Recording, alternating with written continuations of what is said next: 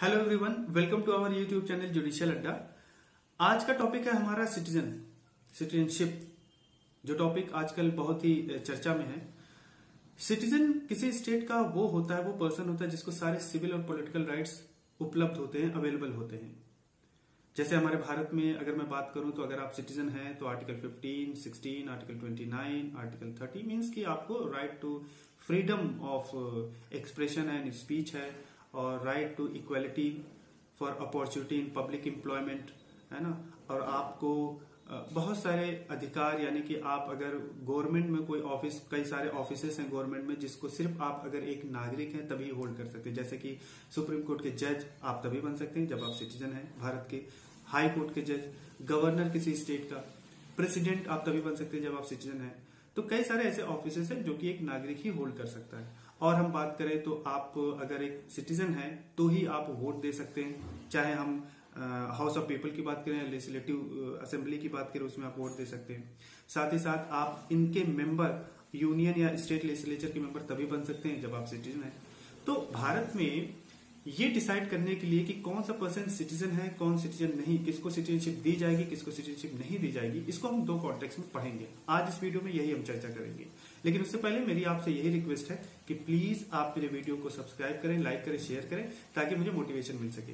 अब आइए चलते हैं हम इस वीडियो में डिस्कस क्या करेंगे। जहां तक नागरिकता की बात है, जब 26 जनवरी 1950 को कमेंसमेंट ऑफ द कॉन्स्टिट्यूशन, जब 26 जनवरी 1950 को लागू हो गया, तो उस टाइम ये डेड पॉइंट था कि भाई इस दिन कौन कौन से ऐसे लोग होंगे जिनको हम सिटीजनशिप देंगे, और इसके बाद क्या सिचुएशन होगी। यानी कि इस दिन तक, यानी कि 26 जो डेडलाइन हुआ 26 जनवरी 1950 को, किसको हम समझे कि ये भारत का नागरिक है। क्योंकि सवाल ये है कि भाई उसको बहुत सारे अधिकार मिल जाएंगे, उसको बहुत सारे राइट्स अवेलेबल हो जाएंगे। तो उसको हम पढ़ेंगे कि क्या क्या सिचुएशन है, किस किस के अंडर में इसको डिस्ट्रीब्यूट किया गया, कैटेगराइज किया गया। साथ ही साथ हम ये पढ़ेंगे कि 1950 के बाद कि क्या सिचुएशन थी। यानी कि आज की डेट में अगर मैं बात करूं 2019 में, तो क्या एक बच्चा अगर पैदा होता है भारत में तो क्या वो नागरिक हो जाएगा, किस बेसिस पे नागरिकता उसको दी जाएगी, इसको भी हम डिस्कस करेंगे। लेकिन इस चीज को हम डिस्कस दूसरे वीडियोस में करेंगे। आज हम बस इतना ही डिस्कस करेंगे कि 26 जनवरी 1950 के दिन कौन कौन लोग सिटीजन माने गए, किनको सिटीजनशिप मिली है। तो अगर मैं 26 जनवरी 1950 की मैं बात करूं तो at the time of commencement of Indian constitution, उसमें 4 कैटेगरी को हम डिवाइड करेंगे। आर्टिकल 5, आर्टिकल 6, आर्टिकल 7, आर्टिकल 8 बनाए गए। आर्टिकल 5 में ये कहा गया कि सिटीजनशिप बाय डोमिसाइल, यानी कि डोमिसाइल के बेसिस पे इन्होंने सिटीजनशिप दिया लोगों को। यानी कि हम कह सकते हैं कि इस कंडीशन में क्या हुआ कि उसी को सिटीजनशिप मिलेगा जो कि भारतीय टेरिटरी में, यानी कि टेरिटरी ऑफ इंडियन टेरिटरी में वो रिसाइड कर रहा है, डोमिसाइल है। और साथ ही साथ वो दूसरा कंडीशन फुलफिल कर रहा है। दूसरा कंडीशन ये है कि 3 कंडीशन है, तीनों में से कोई एक अगर फुलफिल कर ले रहा है तो वो भारत में नागरिक माना जाएगा, वो भारत की नागरिकता उसको मिल जाएगी। तीनों ये है कि अगर वो भारत में पैदा हुआ हो, या उसके किसी भी मदर या फादर में से, दोनों में से कोई एक भारत में पैदा हुआ हो, या वो पिछले 5 साल से भारत में रह रहा हो। जिस दिन commencement of the Indian constitution हुआ, यानी कि 26 जनवरी 1950 से पहले 5 साल तक वो कंटिन्यूसली भारत में रह रहा हो। तो अगर इन तीनों कंडीशन में से कोई एक कंडीशन वो फुलफिल कर लेता है, प्लस वो भारत की टेरिटरी में डोमिसाइल है, दोनों कंडीशन फुलफिल करता है, तो उसको हम भारत की नागरिकता दे देंगे।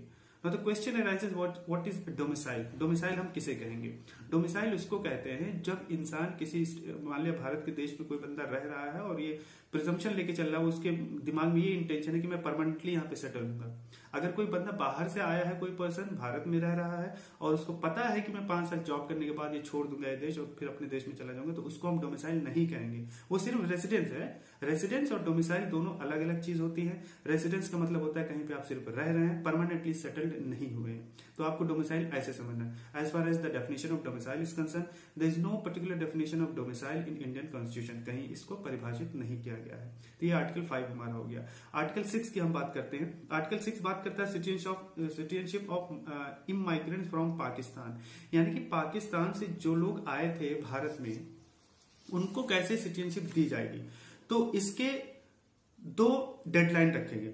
एक वो कि जो 19 जुलाई 1948 के पहले आए थे, और एक वो जो 19 जुलाई 1948 के बाद आए हैं।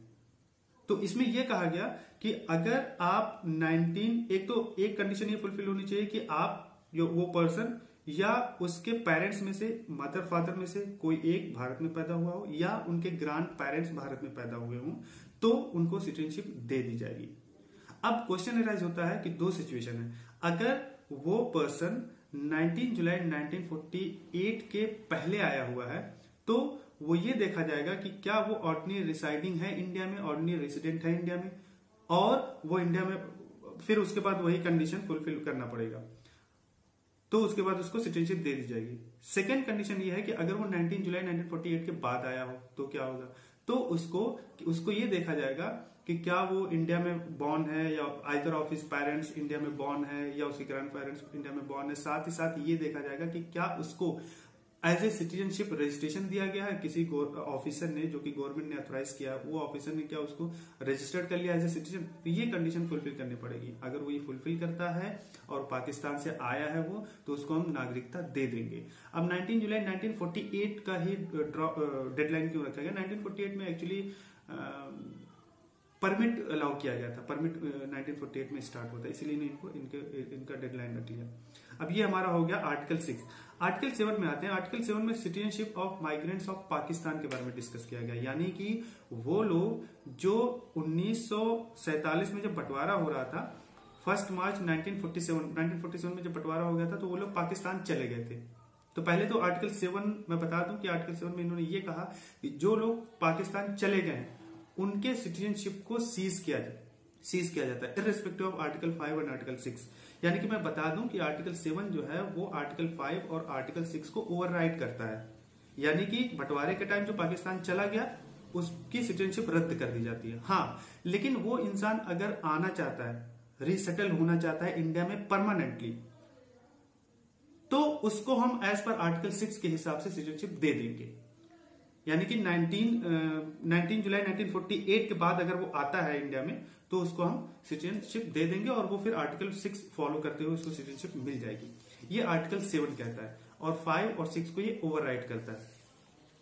आर्टिकल 8 की अगर हम बात करें तो सेम आर्टिकल 7 की तरह है, लेकिन इसमें यह है कि अगर वो पाकिस्तान छोड़ के कहीं और दूसरे देश का है और वो इंडियन ओरिजिन का है, अब वो इंडिया आना चाहता है और इंडिया में सिटीजनशिप लेना चाहता है, तो कैसे लेगा? तो जिस कंट्री में वो रह रहा है, एक्सेप्ट पाकिस्तान को छोड़ के जिस भी कंट्री में वो रह रहा है, वहां के डिप्लोमेट या कंसुलर रिप्रेजेंटेटिव से वो रजिस्टर करा लिया हो, सिटीजनशिप ले लिया हो, तो उसको हम मान लेंगे कि भारत का वो नागरिक है, भारत का सिटीजनशिप उसको दे दिया जाएगा। आर्टिकल 8 ये प्रोवाइड करता है। आर्टिकल 9 ये बताता है कि अगर कोई पर्सन वॉलंटरली किसी और देश का सिटीजनशिप ले लिया है, एक्वायर कर लिया है, तो भारत की नागरिकता को वो खो देगा। जैसा कि आप जानते हैं कि भारत में डुअल सिटीजनशिप कॉन्सेप्ट नहीं है। तो आर्टिकल 9 ये प्रोवाइड करता है कि आपने कहीं और फॉरेन कंट्री के सिटीजनशिप को एक्वायर कर लिया है, तो आपको भारत के सिटीजनशिप से बेदखल कर दिया जाएगा, सीज कर दिया जाएगा।